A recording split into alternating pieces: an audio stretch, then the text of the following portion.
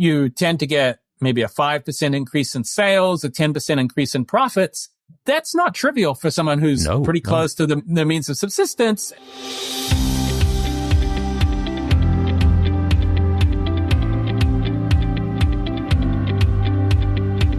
Welcome to VoxDevTalks. My name is Tim Phillips.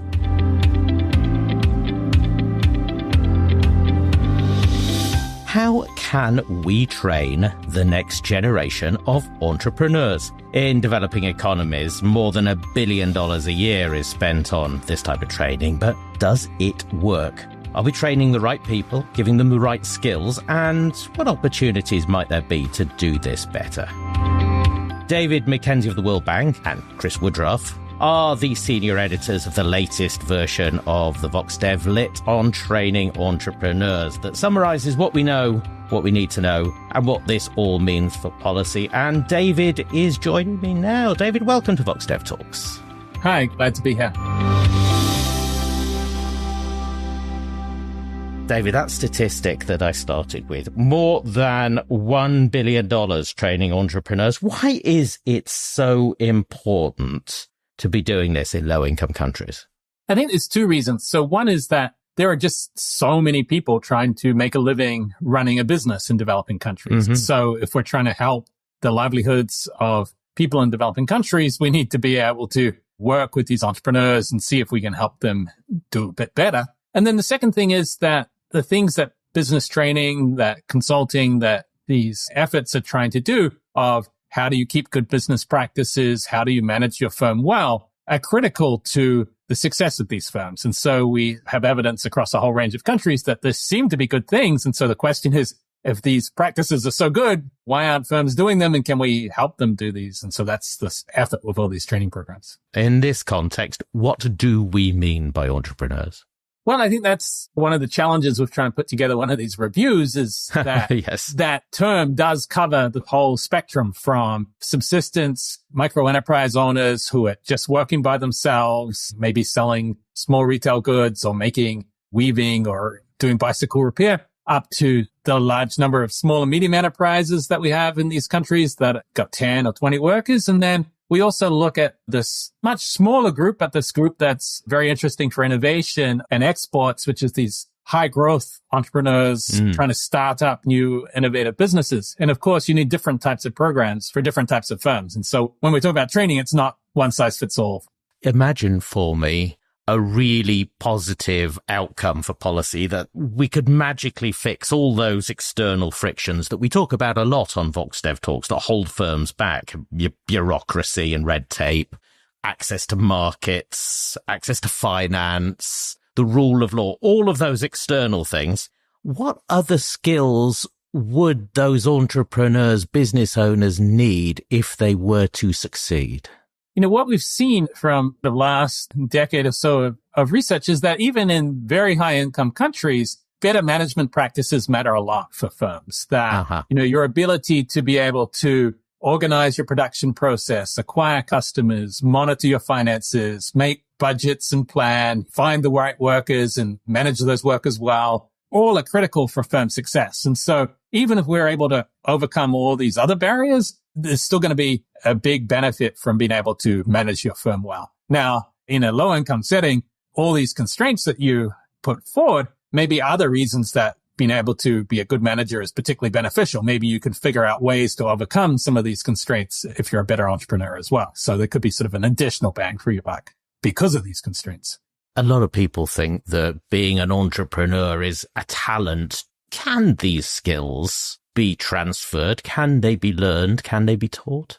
An age-old debate is, are entrepreneurs born yes. or are they made? And depends a little bit what we're thinking about. Sometimes people have in mind this somehow innate charisma or this spark of genius or something like that. But often we're talking about things that are a lot more teachable and a lot more prosaic. How do you keep accounting records? How do you know how to do the right marketing? How do you plan for the future? But also we've learned that an entrepreneurial personality, how to be proactive, how to be looking for new opportunities are also things that can be taught. So I think we're increasingly seeing that there are many types of entrepreneurial skills that can be taught after all, we'd have no business schools in the world if we didn't think that there was a way of teaching some of these skills.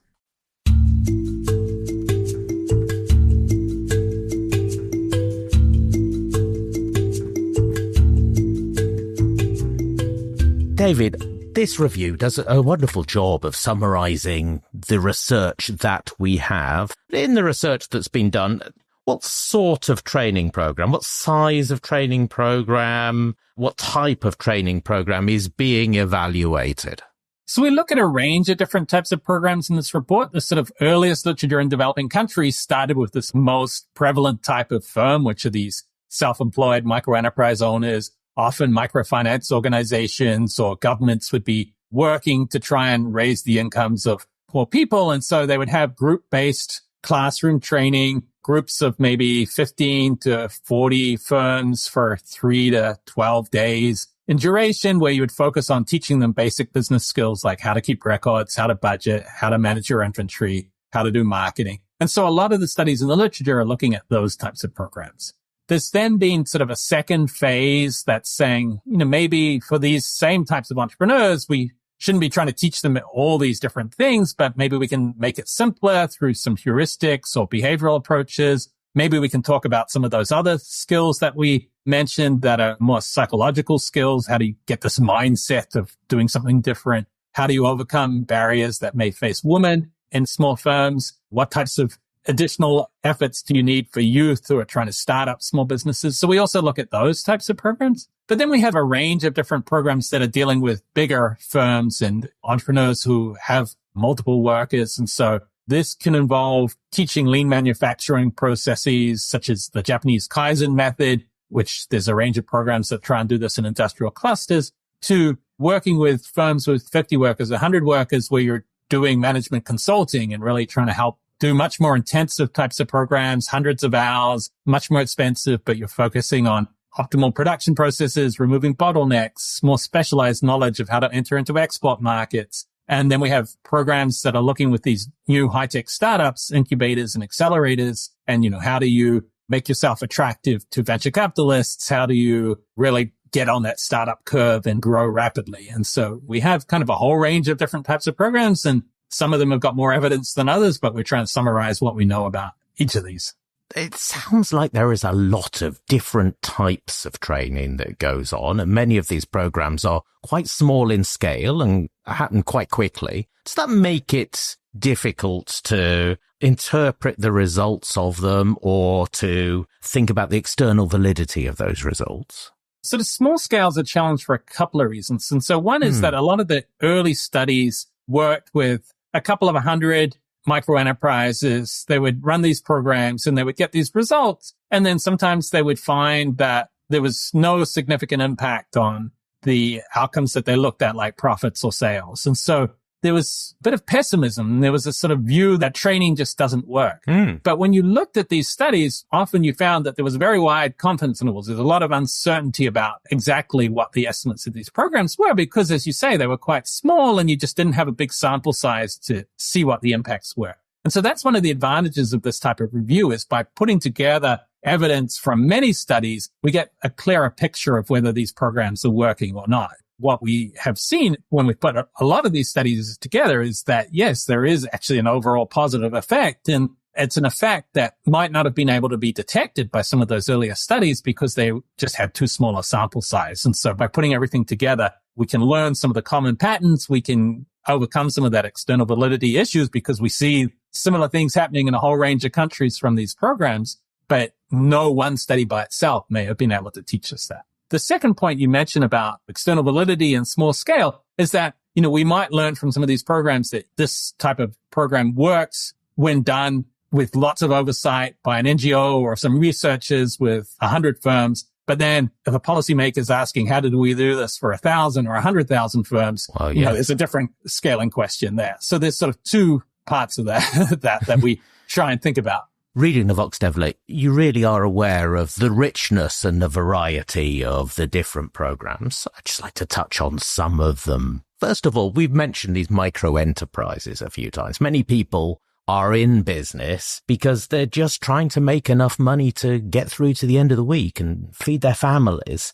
if we are training these entrepreneurs, what sort of outcomes should we be targeting for them? Yes, and I think it's very important to be realistic about what you can expect from programs of these types of firms. And so one thing is exactly as you mentioned, survival. We know that the death rate in small firms is very high. I have some work that sort of shows about half of small firms die in 6 to 7 years. If you can help through business training people to survive shocks, to be more resilient, to be able to keep alive when they do face these threats to their livelihood, that's a success in of itself. And so survival is one outcome that certainly we care about.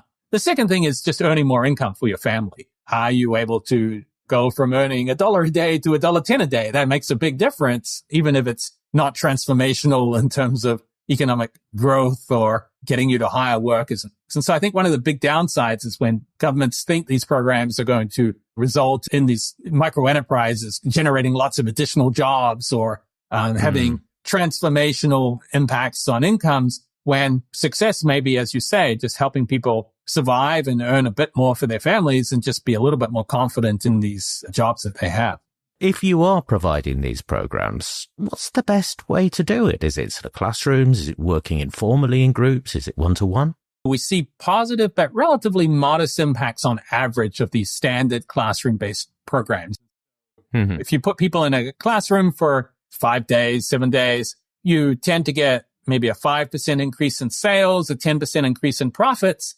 That's not trivial for someone who's pretty close to the means of subsistence. And so this basic training is useful. It's not transformational. For the lowest educated, most subsistence types of firms, even that classroom training might be more complicated than you want, and having some basic heuristics or rules of thumb seems to deliver similar results or slightly more promising results. So just teaching you to separate your household and your business money and some basic rules of thumb for how to manage your business might be the key thing there. Then we've got some examples of programs that have done markedly better. We have a psychology-based program that we look at in Togo where you're teaching people what's called personal initiative, how to be proactive, have this mindset of looking for new opportunities, having plan Bs, learning from failure, where that had 3 times the impact of the standard training program. Profits increased by 30% over a couple of years. We have a program in South Africa that someone looked at that was really focusing on teaching marketing and how to boost demand for the firms that had big impacts.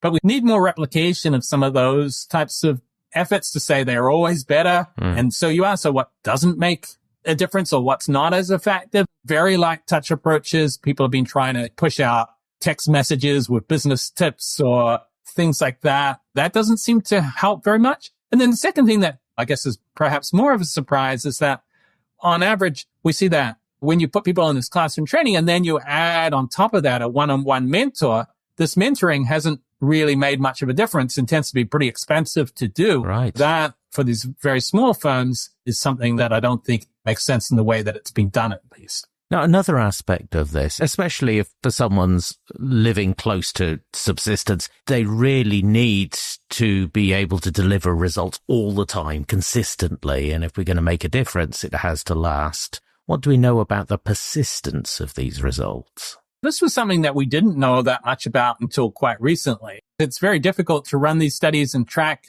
these small firms, and most of them stopped at 1 or 2 years out. And so you would see, that's still some decent amount of persistence if you can have an impact that lasts 2 years.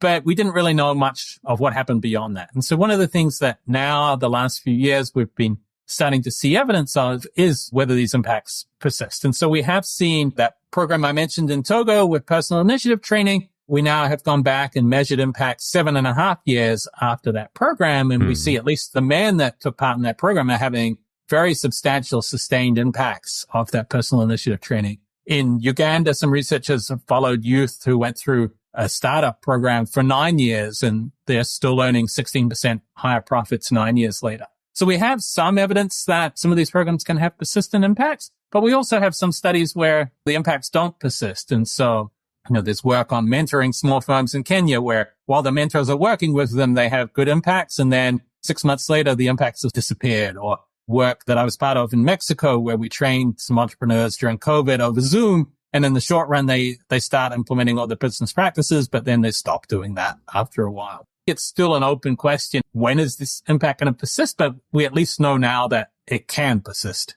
And so we just sort of need to figure out what conditions are needed to make that last. Moving up the scale to larger firms in high-income countries, then these larger firms, they want to grow quicker, become more profitable, improve their management. They tend to hire consultants and they implement some of these advanced management practices. You mentioned those already. And this is quite expensive to do, though. Is this a feasible approach in low-income settings? For medium-sized firms, we think that this can be an approach that can be done. And there is an industry of private sector consultants in many countries, in Nigeria or in India. And, there are lots of these consultants. One of the troubles that firms face is knowing amongst all the consultants out there who is good and who's bad. A good one. Yes. Yeah, and whether they can deliver for you. And so there have been government programs that have supported the use of consultants. I worked in Colombia with the government there, and there was a consulting agency that the Japanese had helped train in Japanese lean manufacturing methods. The government funded them to work with firms, and we followed those firms, and we found that individual consulting was useful, but it was pretty expensive. As you said, it was $30,000 a firm to provide. Yeah. But then we worked on a cheaper group-based approach where you had consultants work with groups of 4 to 6 firms at a time. And that was only a third of the cost, $10,000 a firm, and just as effective, if not more effective. And we've now tracked those firms 8 to 10 years later, and those firms are earning $500,000 more a year. That's a real big bang for its buck. And so I think there's ways that you can leverage group effects. You can make these consulting programs seem effective. But I think consulting's a bit of an experience good. One thing we've seen is once firms get a taste for it, they go back and spend some of their own money on it. But it's very hard to know whether it's useful before you've tried it out in the first place. Now, in Europe, North America in particular, when we think about entrepreneurs, very often we think about startup entrepreneurs in incubators, getting the knowledge, getting the experience they need. They want to be high growth. They want to attract funding and investment. Is there an equivalent in low-income countries for this model? There's been a lot of buzz, and there are many of these incubators and accelerators out there in different countries. One of the challenges for trying to know what they do is that they typically work with pretty small cohorts. They may have 10 firms that they're working with at a time. It's very hard to know what the impact of that is and who to compare those firms up to, because they've been deliberately trying to select the firms that they think have got the best potential, and who do you compare those to? We don't have a lot of evidence from very low income countries. Many of these ones in Africa that are getting run are in that situation where there's a very small selected sample of firms and we don't have comparators. But we do have evidence from places like Chile and Colombia, which are now upper middle income or even OECD countries, but as countries that many developing countries look to for examples. Also from places in the Western Balkans where I've worked with Bosnia and Serbia. These programs have been useful in those settings, at least, in getting firms more likely to get financing to survive. These incubators provide skills about how to be ready for investors, how to think about managing those types of firms. Can be done well in at least middle income settings. We see them out there in low income settings, but we just don't have a lot of evidence on how effective they are. One of the problems with training is it has to stop at some point, but the problems never stop coming if you're running a business. You did mention earlier that in those very small micro enterprises, mentoring didn't seem to have much of an effect. Is that across the board? Can mentoring substitute for some of these training programs?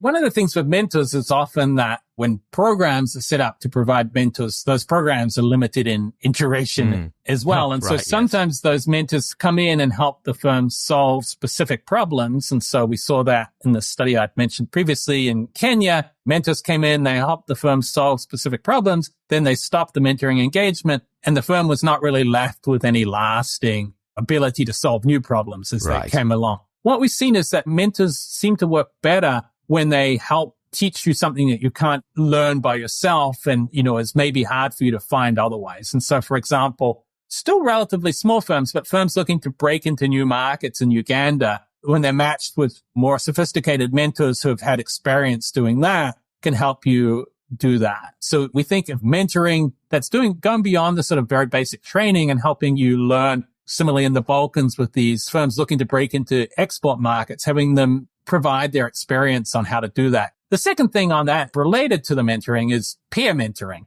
this learning from one another. And so we've seen from China, from Ghana, that if you can get these firms together and learn from and connect from one another, there can be benefits from that can be relatively sustained. We saw in this group consulting in Colombia as well, where firms can help each other benchmark against one another. They can share knowledge and experiences. And then in some cases, maybe they can also help set up new business contacts or act as suppliers for one another. So I think there's promise in that type of approach, which may be more lasting than if I assign you a mentor and that mentor's maybe around for a while, but then maybe going to go away again. Now, it's not your first go round on this VoxDevLit, is it, David? Is it, what was it, the 4th edition?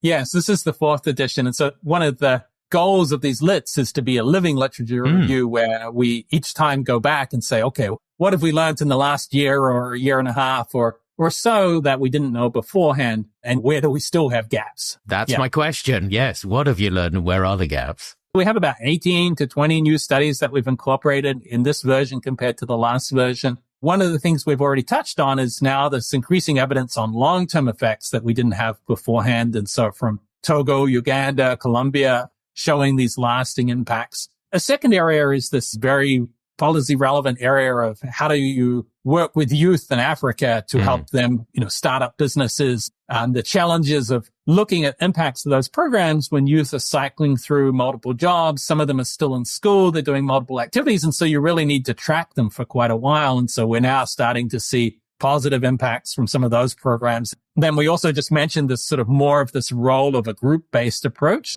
that's been used in a variety of approaches, from the group consulting in Colombia to virtual groups with WhatsApp in Ghana to consortia of women trying to export in Tunisia. And so we're seeing more evidence on how you can lower costs and get benefits of group learning from these group-based approaches. And then the last thing that we talk about in this version, which is an emerging issue, of course, in many aspects of economics, is the role of AI and where we're starting to see or not seeing evidence on that and what we can do. As well as this time around, we try and point out a couple of key research gaps that are still out there. One is that we run all these programs, but it's unclear exactly which firms you should be putting in which programs. There's often, lots of conflicting goals. Governments are trying to achieve many things with the same program. And there can be this tendency to try and do something that ticks off too many goals at once and is not very successful at answering any of those goals. If you want to look at high growth firms, but you're also wanting to help women in rural areas who have no wealth, maybe those two goals are not going to coincide. And then the second thing that we point out as a research gap is how much of this can be really done as standalone. We work and we do business training or we do consulting or things, and how much you really need a bundled intervention where you're working with the whole ecosystem. You're working to provide financing and other support to firms as well as just the training, or is training enough? You train people to figure out how to get financing, or you have to provide that financing. And then the third thing I mentioned a little bit before was how do you scale these programs once you've found them to be successful? We discussed a little bit about that, but there's still a lot of open gaps about how do you take something that's working and make it work for many more.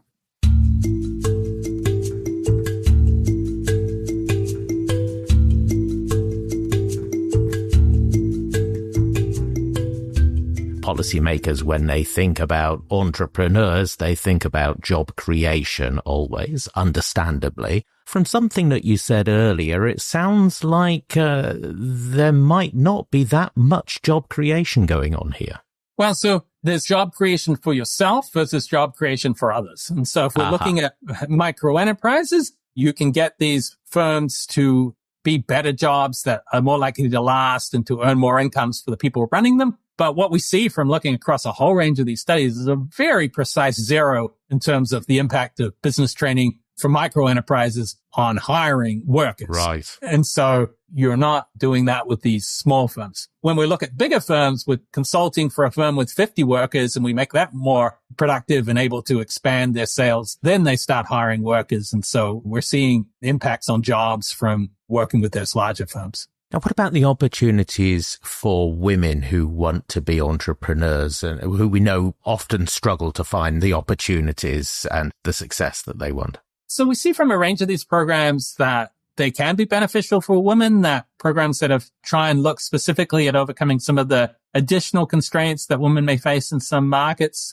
have been useful there. One of the big issues, though, is the role of demand and of oversaturation, where sometimes you get a lot of women all doing the same activities, competing in a very limited market. And then the main constraint is not that you're able to keep books well or that you're able to manage your inventories well. It's just that there's not enough customers. Unless these programs help you think about ways to differentiate yourself and to broaden that market or to move into new industries, then we see that they can be a little less effective for women in those contexts.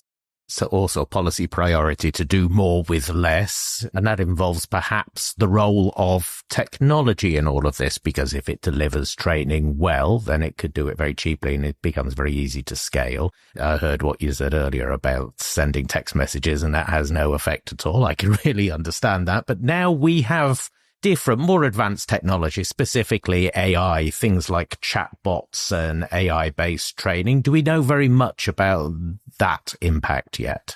There's two areas. So one is using this technology for delivery of training. And so we saw, particularly during the pandemic, a lot of use of online training. That connectivity is now getting higher and you can do training over Zoom. You can work with groups of entrepreneurs in WhatsApp groups. My sense is that a hybrid approach where you have some face-to-face and some online is probably better than all online, but you can reach more people certainly with employing some of the training over technology. We've seen very low take up and a lot of dropout if you just put something up online and ask people to do it without a lot of support. And so that's where the promise potentially is of AI being more active and being not just this passive training that you have to work through yourself, but you can ask it interactively questions and it can provide you advice and maybe you can customize things. There's been a couple of studies. There's been one in China where there was a lot of people selling things on an online platform and then the platform would give them little prompts of, okay, here's a little task for you to do. And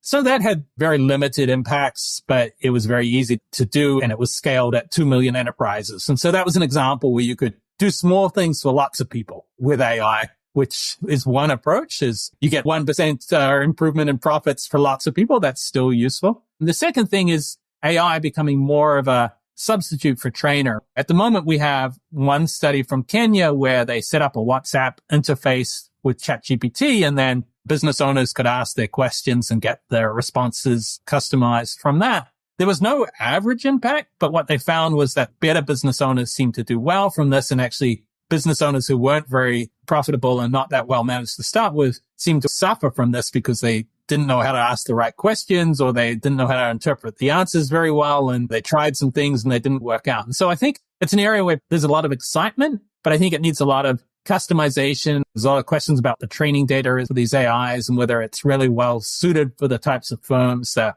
many people are running in low-income countries. And so I think that's something hopefully that version 5 or version 6 is going to have us a lot more to say about. Your work is not over here yet. David, clearly, if firms are successful, they grow the economy. But also, what's the potential here? If we get training right for entrepreneurs, what's the potential for changing their lives, their life opportunities? Obviously, the most direct one is if we can make them earn more income and have their businesses survive, that's going to be good for them and their families. But one of the interesting things I think that also came out of recent work is that a lot of these entrepreneurship skills can have benefits in other aspects of life as well. There's a study that looks at what happens if you're a worker in one of these high-tech startups and then your firm fails or you end up leaving that firm.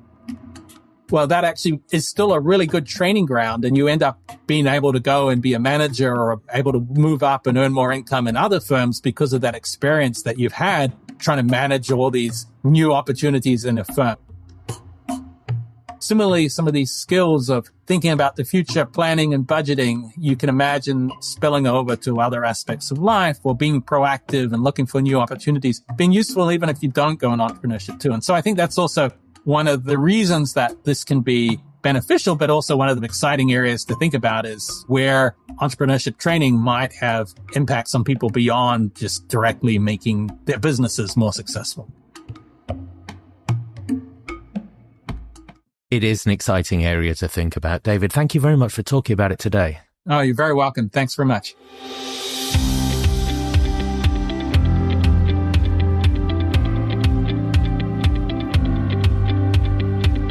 You will find the VoxDevLit at, you will not be surprised to hear, VoxDev.org.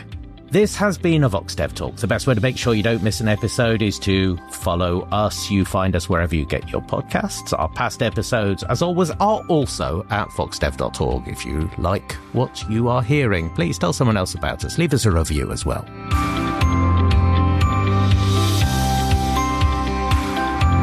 VoxDevTalks is a Talk Normal production. The assistant producer is Megan Bieber and our editor is Andrei Zargarian. Thanks to Oliver Haney and Iman Siddiq at VoxDev.